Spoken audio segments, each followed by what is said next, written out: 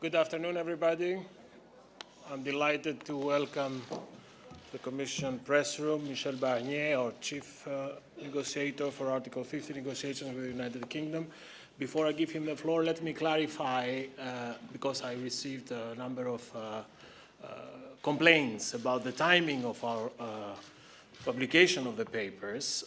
We always, as a general rule, first send all our position papers in the framework of Article 50 negotiations to our member states and the European Parliament. This is a sign of courtesy. These are the ones that gave us the mandate to negotiate, and then 24 hours later we publish as we pledged in full transparency. So this is the golden rule, the general rule, and this is the rule we'll be following strictly throughout the negotiation process. I thought this clarification was useful at the beginning of this press conference. Without further ado, je passe maintenant la parole à Michel Barnier.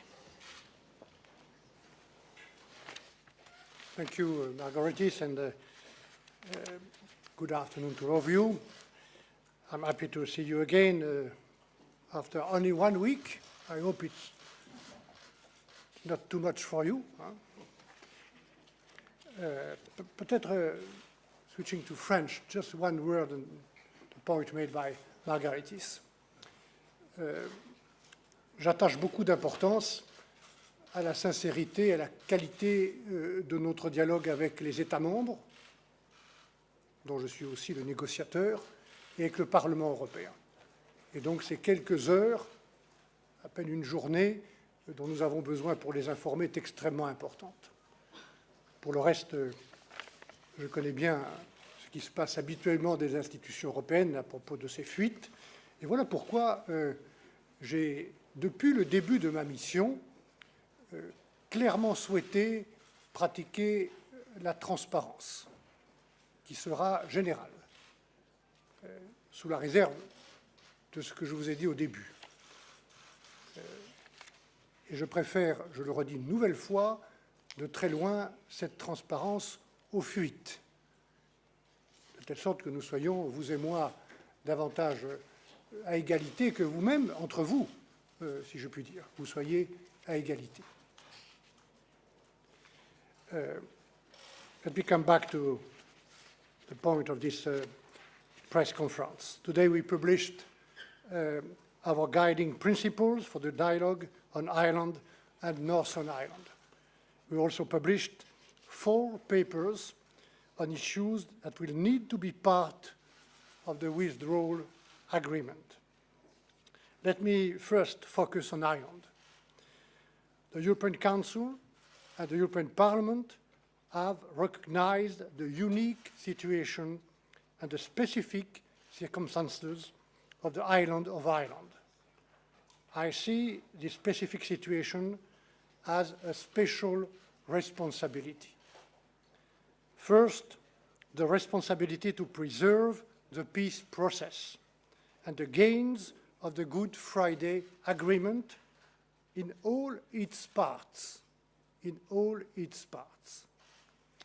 Secondly, the responsibility to maintain the common travel area. And thirdly, the responsibility to avoid the return of a hard border between Ireland and Northern Ireland. We need first to agree on political principles. Discussing technical solutions will be premature in the political context of Northern Ireland. And we are working hand in hand with the Irish government. And I want to thank the Taoiseach, Leo Varadkar, and the Minister of Foreign Affairs, Simon Coveney, and their teams in Dublin and also in Brussels for their commitment. I also want to thank the other member states and the European Parliament for their full support. We have seen in these negotiations that Ireland's interest is the 27th interest and vice versa. The UK said that it is ready to ensure the common travel area can continue to operate while respecting Ireland's obligations as an EU member state, including in relation to free movement. On the Good Friday Agreement, the UK, as co-guarantor, will also need to put solutions forward. In particular, the interlocking political institutions created by the Good Friday Agreement will need to continue operating effectively. We need to avoid the return to hard border between Ireland and Northern Ireland while respecting Ireland's place in the single market.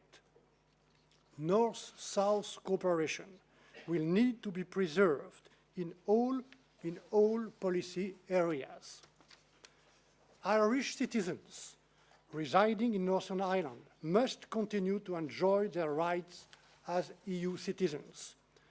It is the birthright of all the people of Northern Ireland to identify themselves and be accepted as Irish or British or both. And the European Union will honor its financial commitments in favor of programs supporting the peace process, such as PEACE or Interreg. We expect the UK to do the same as part of its financial settlement. But, ladies and gentlemen, we are not there yet. The solution for the border issue will need to be unique. It cannot pre-configure the future relationship between the European Union and the UK. It will require both sides to be flexible and creative. And what I see in the UK's paper on Ireland and Northern Ireland worries me. The UK wants the EU to suspend the application of its laws, its customs union, and its single market as what will be a new external border for the EU. And the UK wants to use Ireland as a kind of test case for the future EU-UK custom relations. This will not happen. Creativity and flexibility cannot be at the expense of the integrity of the single market and the custom union. This will be not fair for Ireland, and this would not be fair for the European Union. Mesdames, Messieurs, sur l'Irlande, comme sur les droits des citoyens, comme sur le règlement financier, nous avons besoin de progrès suffisants pour avancer. Et vous voyez dans notre papier d'aujourd'hui, assez précisément, si vous le lisez concernant l'Irlande, quelle est notre définition des progrès suffisants? Quels sont les progrès politiques que nous devons encore accomplir pour atteindre sur l'Irlande ce niveau de progrès suffisant? Une fois cette étape franchie, alors, et franchie sur tous les sujets, l'Irlande, le règlement financier est d'abord la sécurité des droits des citoyens et d'autres sujets encore. Une fois cette étape franchie, nous rédigeons.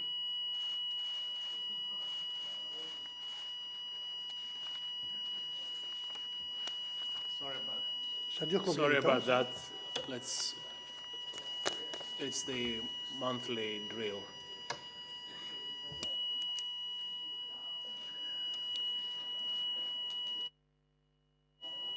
Ça dure combien de temps?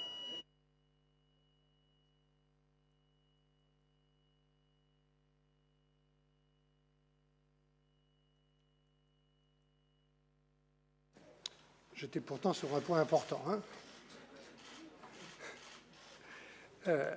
Une fois cette étape franchie, nous rédigerons, avec le Royaume-Uni, le traité organisant son retrait ordonné. Ce retrait, au titre de l'article 50, doit être évidemment précis. Il doit créer de la sécurité juridique sur tous les sujets où le Brexit a créé et crée de l'incertitude. Sur ces 3 sujets prioritaires, mais aussi sur des sujets techniques que les négociations doivent clarifier dans les prochains mois.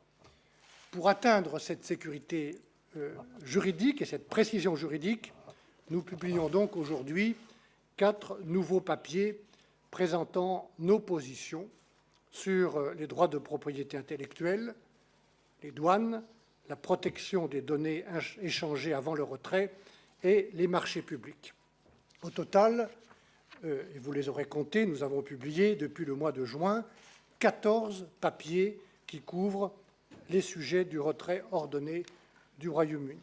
Et je veux dire qu'il est positif, de mon point de vue, que le Royaume-Uni publie également de nouvelles positions, y compris dans les jours qui viennent. Nous allons évidemment étudier attentivement ces propositions et ces positions en travaillant immédiatement sur tout ce qui relève du retrait ordonné et en gardant pour plus tard tout ce qui concernerait la future relation. Ce qui nous importe, c'est que ces papiers soient suffisamment précis pour avancer concrètement. Mesdames, Messieurs, plus tôt nous constaterons des progrès suffisants, de vrais progrès, plus tôt nous commencerons à discuter parallèlement d'une éventuelle période de transition si le Royaume-Uni la demande et de notre future relation qui exigera, vous le savez, un second traité. À travers ce second traité, nous voulons un accord ambitieux, nous aussi, avec le Royaume-Uni. Et pas seulement pour faire du commerce, mais aussi pour notre coopération nécessaire en matière de sécurité, de lutte contre le terrorisme et de défense. Ce second traité doit être fondé et construit, et sera construit, sur un équilibre de droits et d'obligations, comme l'est déjà chacun des accords que nous avons déjà conclus avec d'autres pays tiers. Je pense par exemple à la Norvège, à l'Islande, au Liechtenstein, qui ont choisi d'être parties au marché unique, d'en accepter les règles et qui contribuent financièrement à la cohésion européenne. Je pense aussi au Canada, avec lequel nous venons de négocier un accord très ambitieux de libre-échange, le CETA. Le Canada ne fait pas partie du marché intérieur, il n'en a donc pas les opportunités ni les obligations. Et chacun comprend bien qu'il n'est pas possible et qu'il ne sera pas possible pour un État tiers d'avoir en même temps les bénéfices du modèle norvégien et les faibles contraintes du modèle canadien. Et c'est à la lumière de ces principes que le Royaume-Uni connaît bien, puisqu'il les applique depuis 44 ans, que nous entendons avec intérêt et que nous étudierons avec objectivité et, je vous le promets, de manière constructive, les prochaines propositions du gouvernement britannique dont nous avons besoin pour progresser. Voilà, je vous remercie. Très bien. Let's start with your questions. I will start first with Bruno. Bruno Waterfield, Times of London. 2 questions, just very quickly. Firstly, Mr. Barnier, the minutes of the 12th of July Commission College have been published, and the discussions were rather gloomy on Article 50. And you noted that David Davis, quote, did not regard his direct involvement in these negotiations as his priority. These remarks were enlarged upon by the Commission President later on. Do you still hold that rather negative assessment of Mr. Davis? And on the financial settlement, there was something of a breakthrough before the July round when Britain acknowledged that it has obligations that will survive the UK's withdrawal because of concerns that the UK saw the financial settlement as an entrance fee into the single market. And I understand that now the lack of detail from Britain on those obligations that survive withdrawal is something of a sticking point. Can you give us a bit more about what you would like to see in terms of Britain fleshing out or explaining its obligations?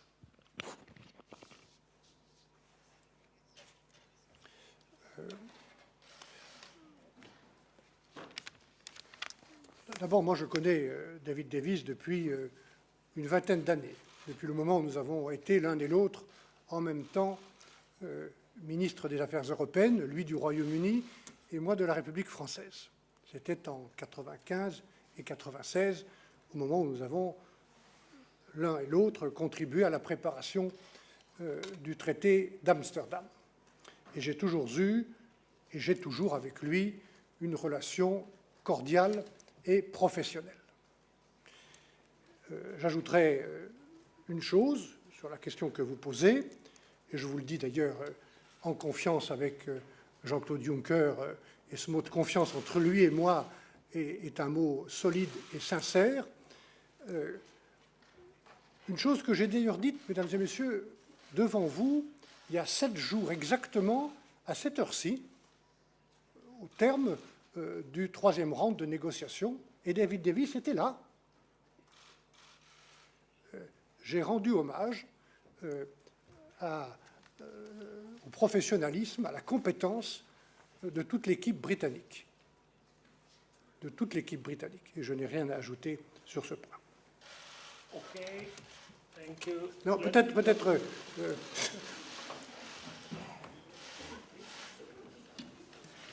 on va éviter les émotions.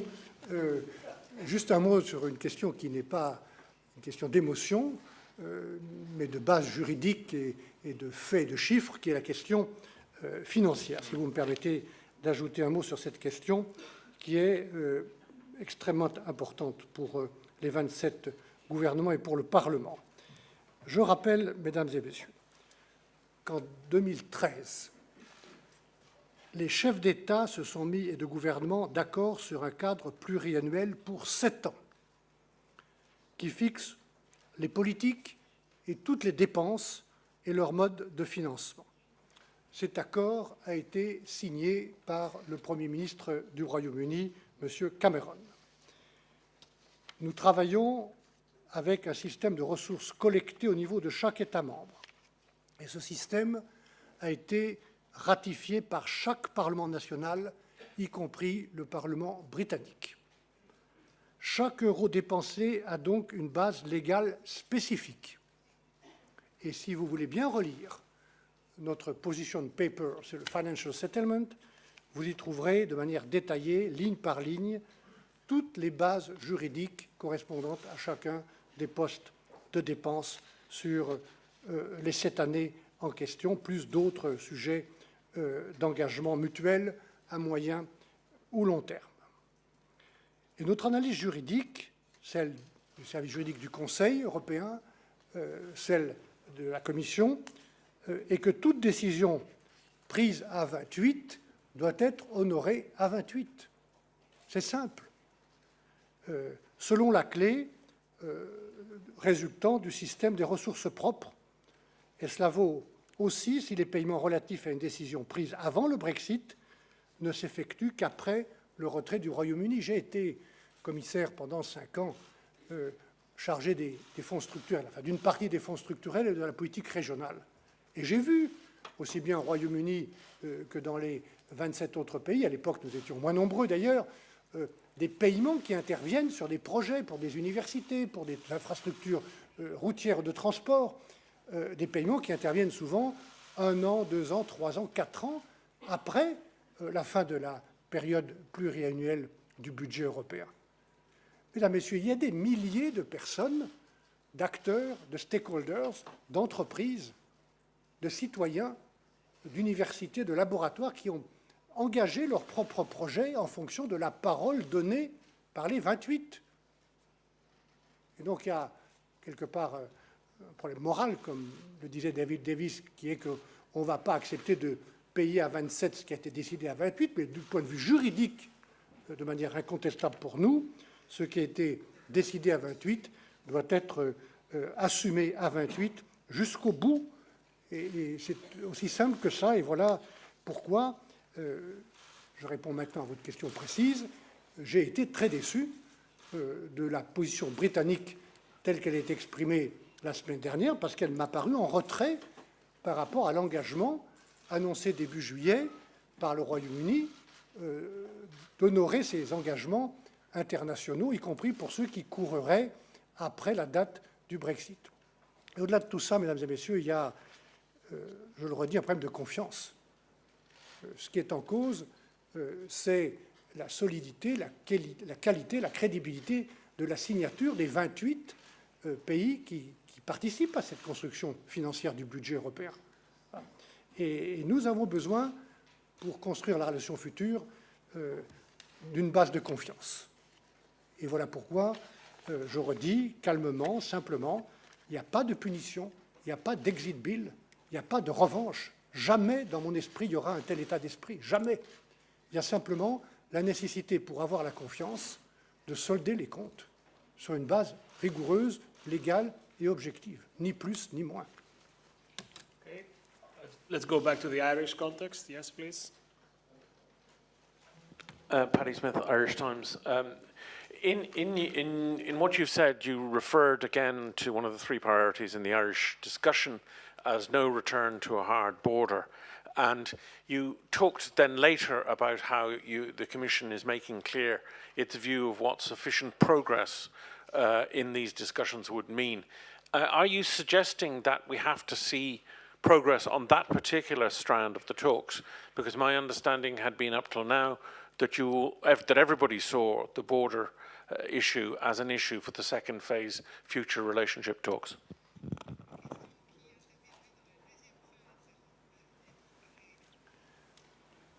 Mais vous avez bien compris, et je n'ai pas dit autre chose.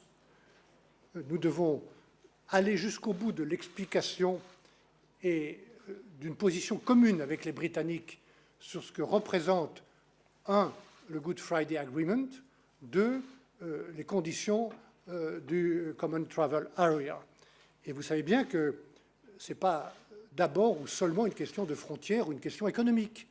Dans le Good Friday Agreement, il y a à peu près une douzaine de sujets d'engagement qui vont de l'éducation à la santé publique, la sécurité sanitaire, de coopération entre les deux parties.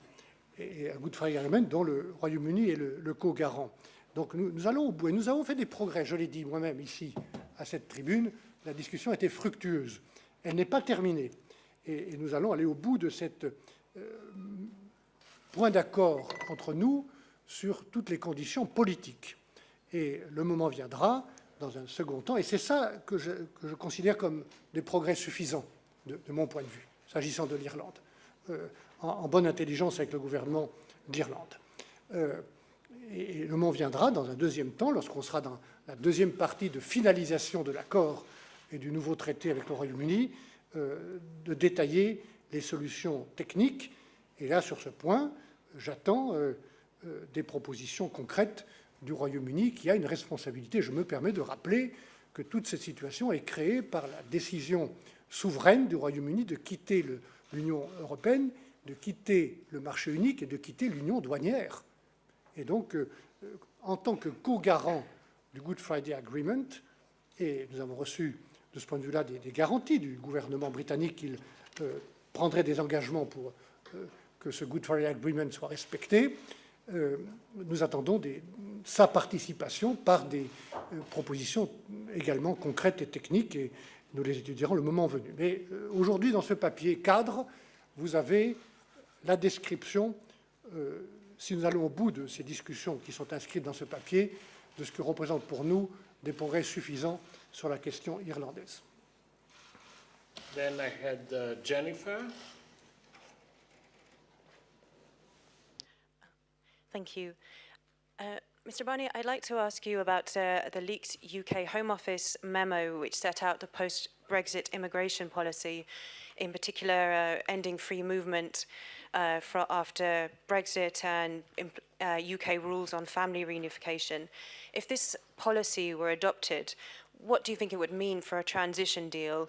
Does this mean no European Economic Area type transition? And secondly, do you have concerns about the status of EU nationals?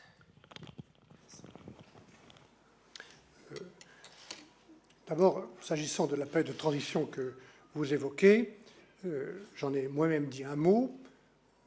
Je vois que le débat évolue où se développe sur ce sujet au Royaume-Uni, et je suis ce débat avec beaucoup d'attention, y compris ce qui se dit à la Chambre des communes en ce moment même, aujourd'hui même, mais nous attendons que le Royaume-Uni nous dise ce qu'il souhaite. Et nous indiquerons de notre côté ce qui nous paraît possible et acceptable dans le respect, évidemment, de l'intégrité et des règles de fonctionnement du marché intérieur dans toutes ses dimensions. Mais nous sommes ouverts et nous attendons. Mais je ne vais pas faire d'autres commentaires sur les fuites que vous évoquez. Moi, j'ai dit que je voulais travailler sérieusement. J'ai même appelé nos partenaires à ce qu'on puisse ensemble négocier sérieusement. Et pour être sérieux, je veux travailler sur des documents officiels, très franchement, et pas sur des rumeurs ou des fuites. Let's move on. Then I had Damien here. Mr. Barnier, Damien Grammaticus from BBC. Can I just go back to your comments in the minutes of the meeting in July? I understand your point about the professionalism of the UK team, but the point you were making in those minutes was about the availability of David Davis, saying he did not regard his direct involvement as a priority. In the last round of negotiations, he was here on the Monday, I think, or the Tuesday, and back on the Thursday morning. Is that a problem for you that he isn't there through the whole thing? And could you clarify that, please? Mais, excusez-moi, il n'y a pas de surprise sur ce sujet. Nous avons des attitudes parallèles. Il vient ici parce que les négociations se passent ici, comme c'est normal. C'est le Royaume-Uni qui quitte l'Union européenne et pas le contraire. Nous nous retrouvons pour lancer le round chaque mois, peut-être un peu plus souvent. Je suis prêt d'ailleurs à accélérer le rythme des réunions et des rounds de négociations. Nous nous retrouvons au début pour lancer ce round et nous en faisons la conclusion ensemble. Et moi-même, je ne participe pas à toutes les réunions qui ont lieu avec mes équipes et les équipes britanniques. Donc je n'ai pas d'observation complémentaire, mais son attitude est logique. Elle est la même que la mienne. Et en tout cas, j'ai peu de dire que ce qui me concerne, et je sais que c'est aussi son cas, par nos représentants, moi-même par mon adjointe et par tous les chefs du côté européen de la discussion dans les différents panels, comme lui-même avec Ollie Robbins et les différents responsables du Trésor ou du Foreign Affairs est informé en permanence, quotidiennement. Moi, je suis informé toutes les heures ou toutes les 2 heures, comme chef de la négociation, de ce qui se passe dans les panels, et je suis sûr que c'est aussi son cas. Jim? Jim Brunsden from the Financial Times down here. It's a follow-up to Jennifer's question in a way. Apparently David Davis, your friend of 20 years standing, Mr. Barnier, going back to the 1990s, said today that he did raise the issue of a transition with you briefly during the last round of negotiations. So is it possible to know what you and he discussed on the transition period? Thank you.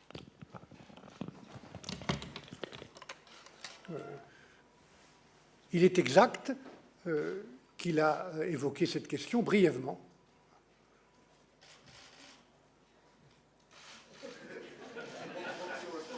Mais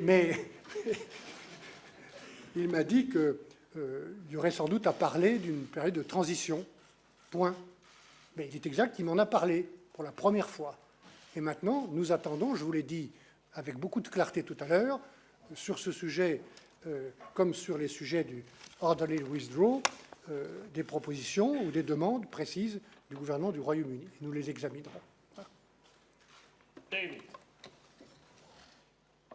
Center right. Thanks, Margaritas. David Herzenhorn with Politico. 2 questions, please, Mr. Barnier. First, there's been some talk on the British side of entering a phase of continuous negotiation. Have they formally proposed that to you, and is that something that you envision would happen? And then second, if we can go back, please, to the mandate you received and the detailed negotiating directives, there was a very specific reference to preparing for the possibility of no deal. And I wonder if you could tell us a little bit about what the EU is doing in that regard. Is that your task force that's preparing for the eventuality, the possibility of no deal, or is that something happening elsewhere, or is nothing happening yet on that front? Thank you.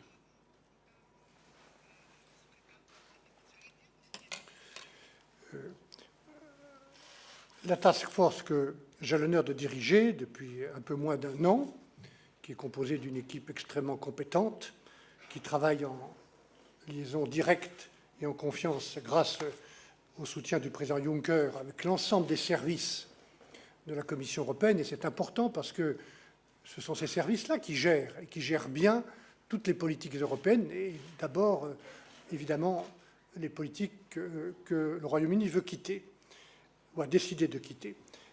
Cette task force s'occupe de tous les sujets et travaille sur toutes les options. Toutes les options.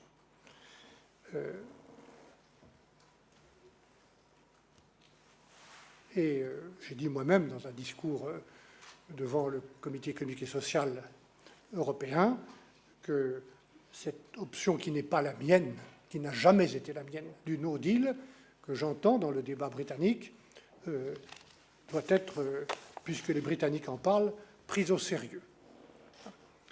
Mais ce n'est pas la mienne. Moi, je travaille pour trouver un accord. Je vous le dis très sincèrement.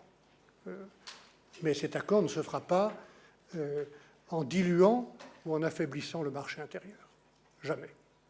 Il se fera dans le respect de ce que nous sommes.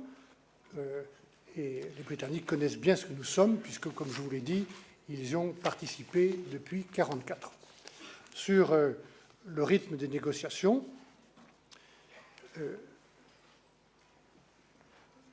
l'unité des Européens, qui est solide, qui est réelle, elle est construite en continu. J'ai un travail avec mon équipe de concertation, de dialogue, presque tous les jours avec les États membres, avec le groupe de travail du Conseil, avec les représentants des premiers ministres, avec les ministres qui viennent à Bruxelles, avec ceux que je rencontre dans les capitales. J'ai un travail continu de dialogue avec le Parlement européen. Je redis que personne ne doit sous-estimer le rôle du Parlement européen dans ce processus. Et j'ai besoin d'un peu de temps avant chaque round et après chaque round pour faire ce travail de dialogue et de concertation et pour rendre compte. J'imagine d'ailleurs que du côté britannique, il y a aussi des comptes rendus à faire aux différents ministres, à la Chambre des Lords, à la House of Commons, aux stakeholders. Donc, on ne peut pas être tous les jours en négociation, sinon on ne ferait pas un travail sérieux. Néanmoins, compte tenu du temps qui passe, et ce temps est celui de la négociation qui doit aboutir à l'automne 2018 sur un nouveau traité, puisqu'il faudra garder le temps de la ratification et avec l'échéance incontournable que le Royaume-Uni sera devenu un État tiers le 29 mars 2019 à minuit. Compte tenu du temps qui passe, et ce temps qui passe m'inquiète, je suis prêt à accélérer, à intensifier le rythme des négociations, évidemment. Comme nous sommes prêts toujours à adapter le calendrier, mais s'il faut accélérer et intensifier le rythme des négociations, nous sommes prêts du côté européen. We still have time for 2 questions, but I really ask you to concentrate on issues not covered, right? So think before. Okay, Catherine? Catherine Fiore, EU reporter. It's interesting that very few British journalists here have asked on the question of one of your main papers here, the Irish border question. Do you think there's a general complacency from your British interlocutors and in the media about the situation in Northern Ireland? And do you think that the Good Friday Agreement is taken more for granted in the UK than it is in the EU 27? And Minister Davies described, when asked about Northern Ireland by the Select Committee in the House of Commons, he said, everything will be fine because Monsieur Barnier has an emotional commitment to Northern Ireland. Can I ask you, how would you describe David Davis's commitment and the UK government's commitment to Northern Ireland? Thank you.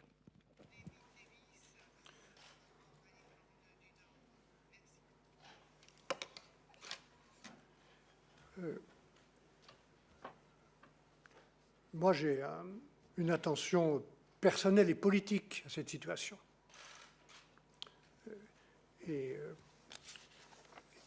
dans cette situation, j'ai une attention personnelle et politique à la fonction qui est la mienne,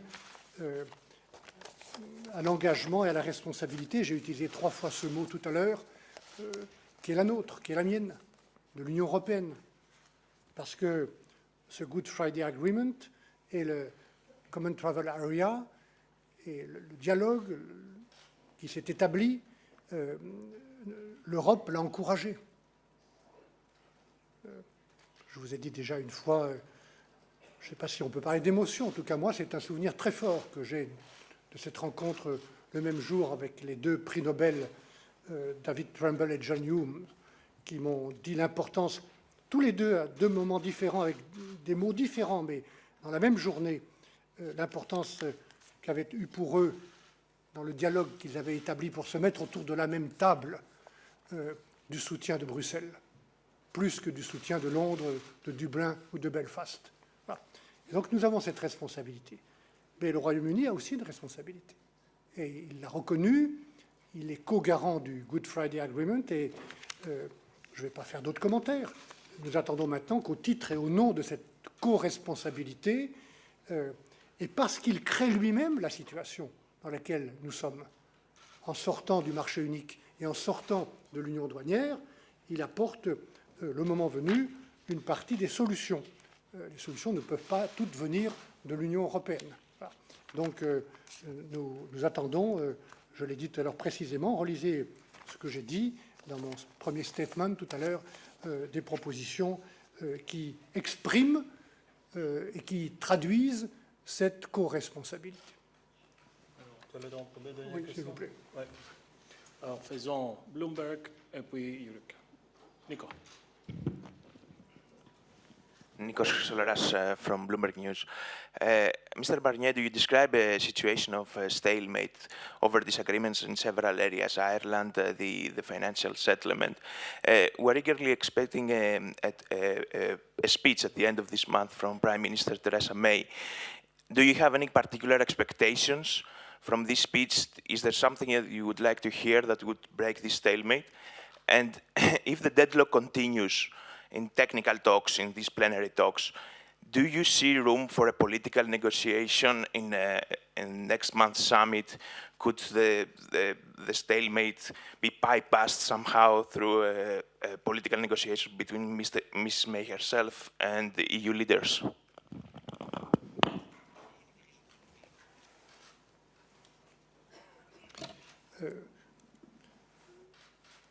Sur la question de l'Irlande, il n'y a pas un blocage. Je n'ai jamais utilisé ce mot. Il y a même eu une discussion fructueuse au cours du troisième round, et nous allons poursuivre cette discussion, mais nous ne sommes pas encore au point d'atteindre ce que j'ai décrit dans cette note, en accord avec les États membres et en ligne avec le Parlement européen, comme les progrès suffisants dont nous avons besoin sur l'appréciation commune que nous faisons de ce que représente le Good Friday Agreement et le Common Travel Area et des responsabilités que nous devons assumer les uns et les autres pour respecter ces deux accords et pour ne pas reconstruire une frontière dure. Il n'y a pas de blocage, il y a simplement des progrès insuffisants. La situation est plus sérieuse sur la question financière, qui est très importante pour les États membres, au nom des engagements que nous avons pris à 28 et que nous n'assumerons pas à 27. Ça ne serait pas juste. Et donc, de ce point de vue-là, nous attendons effectivement que le gouvernement britannique veuille bien réexaminer l'analyse juridique qu'il a présentée l'autre jour et qui, pour nous, est extrêmement négative pour le succès de cette négociation. Et qui fait que, au moment où je vous parle, si je relis bien les guidelines qui sont le mandat très clair que je suis scrupuleusement et que je dois respecter au nom des 27, le compte n'y est pas, si je puis dire. Le compte n'y est pas pour constater des progrès suffisants. Nous sommes le 15 septembre, nous avons encore quelques jours, il y a ce discours important que Theresa May doit prononcer, il y a d'autres échéances politiques que je connais au Royaume-Uni, mais nous attendons des progrès, et nous sommes sérieux. Et ce n'est pas moi qui l'ai dit, mais les chefs d'État et de gouvernement ont choisi un négociateur qui vous parle en ce moment, en toute responsabilité. Et c'est avec ce négociateur et personne d'autre que les choses doivent progresser. Et moi, je rends compte à ceux qui m'ont donné un mandat, c'est-à-dire les 27 chefs d'État et de gouvernement, et je rencontre au Parlement européen. OK. Je répète pour que les choses soient claires, Margaritis, tous ceux qui essayeraient de chercher la moindre différence entre ce que veulent et ce que pensent les 27 chefs d'État du gouvernement et ce que je fais en leur nom, tout cela perd du temps. Et ce temps perdu, c'est le temps de la négociation. Crystal clear. Espérons pour une question en français en donnant la parole à Jurek, quand même. Ouais. Après 40 minutes. J'ai le sens de la contradiction, je pourrais la poser en anglais, mais je suis ici, Monsieur Barnier, bonjour. Vous nous rappelez souvent ici, dans d'autres enceintes aussi, où je vous ai entendu, les différentes fonctions importantes que vous avez occupées dans votre carrière longue, mais vous le rappelez chaque fois parce que ça concerne des dossiers justement dont vous vous occupez. Ma question est simplement, est-ce que vous considérez que votre fonction actuelle est votre dernière grande mission publique ou est-ce que vous envisagez encore, après cette carrière bien remplie, d'autres fonctions? Si la réponse est oui, est-ce que ça pourrait être, ce serait logique, une fonction européenne? Merci. D'abord, je ne me crois pas avoir pris trop de temps ici pour rappeler ce que j'ai fait dans le passé. Hein. J'ai rappelé que j'étais montagnard, que j'aimais la randonnée en montagne. Je pourrais même vous montrer le bâton de randonnée que j'ai offert à David Davis, hein, que j'ai gardé le même dans mon bureau, pour essayer le plus tôt possible de cheminer ensemble dans la même randonnée, peut-être aussi avec Theresa May, qui aime beaucoup la montagne. Ce sont des qualités que je respecte et que j'apprécie. Mais je ne crois pas avoir perdu trop de temps à vous expliquer ce que vous savez. Bon. Pour le reste, je suis totalement concentré, 100% de mon énergie, sur la mission qui m'a été confiée par le président Juncker et par les dirigeants européens. 100% de mon temps, je ne pense qu'à ça. Voilà. Je vous remercie beaucoup de votre attention. Merci beaucoup. Merci.